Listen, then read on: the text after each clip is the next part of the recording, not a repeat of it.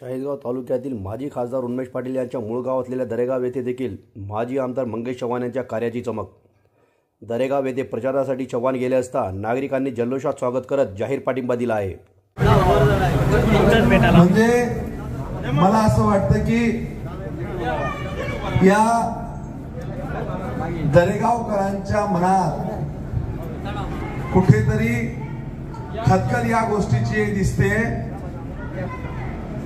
की ज्या जन्मभूमीने, मातृभूमीने, कर्मभूमीने नेतृत्व करण्याची संधी दिली, परंतु त्या गावाला देखील लोकप्रतिनिधी म्हणून काही देऊ शकले नाही। दरेगावचं दुर्दैव यासाठी आहे की या गावाला पाण्याची पुरवठ्याची योजना वर्क ऑर्डर झाल्यानंतर देखील वर्ष दीड वर्ष चालू झाली नाही।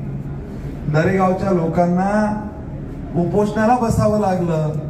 इतका असंवेदनशील व्यक्ती या तालुक्याचं नेतृत्व करत होता, हे तालुक्याचं दुर्दैव मी समजतो।